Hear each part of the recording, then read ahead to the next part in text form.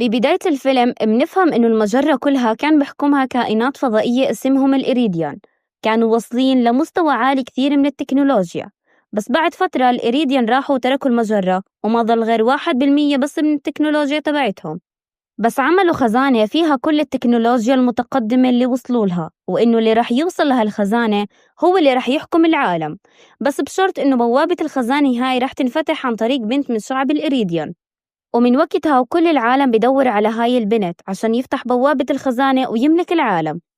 بعد هيك فيلمنا ببلش بمحطة فضائية محبوس فيها بنت اسمها تينا، ومنلاقي جندي اسمه رونالد تابع لشركة أطلس وجاي عشان يحررها من السجن. وبطريقهم بتقابل مع حراس المحطة وبيقدر يخلص عليهم، وبيطلع واحد اسمه جريد من سجنه وبطلب منهم إنه يهرب معهم، ورونالد بيوافق وبهربوا مع بعض. بعدها منشوف واحدة اسمها ليليث بتكون ماسكة شخص كان عليه جائزة للي بيعرف يقبض عليه، وبتقعد بحانة وبنعرف إنها شغالة صائدة جوائز ومحترفة كثير بالقتال. وهي قاعدة بجيها 3 أشخاص وبعرفوها إنهم جايين من طرف شخص مهم كثير وبدو إياها بمهمة، ولما بترفض بيهددوها بالسلاح، بس ليليث بتعرف تخلص عليهم بكل سهولة. وقتها بظهر الشخص المهم وهو أطلس، رئيس شركة أطلس، وبتكون أكبر شركة تكنولوجيا بالعالم كله. بس ليليث ما بتخليه يكمل كلامه وبتطخ عليه، بس بنعرف إنه هو هولوجرام.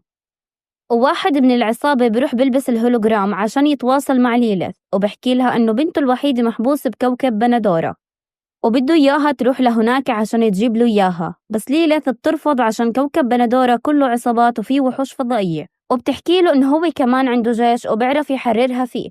حكى لها إنه هو فعلا حاول يعمل هيك، بس في جندي اسمه رونالد غدر فيه وخطفها لحسابه، وبعرض عليها مصاري إذا عرفت تجيب له بنته تينا من كوكب بندورة.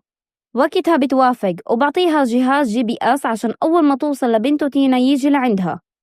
وفعلا بتروح على كوكب بندورة وبتسأل الأولاد هناك إذا شافوا تينا، وحكوا لها إنهم فعلا شافوها بتتحرك على الشمال. وبتتجه ليليث لهناك، وخلال مشوارها بتواجه عصابات وبتعرف تخلص عليهم، وبتلاقي بطريقة منشورات كثيرة لصورة رونالد لأنه متهم بالخطف. وبيجي الليل وبتكون قاعدة بترتاح شوي، بيجيها روبوت فبتطخ عليه نار، فبحكي لها إنه ضد الرصاص وإنه عايش على الكوكب إله 20 سنة، وبتقرر إنها تحتفظ فيه، وبتحكي له يخترق الشبكة الإلكترونية تحت الكوكب عشان يعرف مكان تينا. وفعلا بيعرف مكانها وبحكي لها عليه. وثاني يوم الصبح بتحركوا لهناك، وهي بطريقها بتلاقي إنه جيش أطلس بتحالفوا مع العصابات عشان يلاقوا تينا، بس الجيش بكون خاطف الأولاد عشان يجبروهم يعرفوا مكان تينا. ليليث بتشتبك معهم وبتحرر الأولاد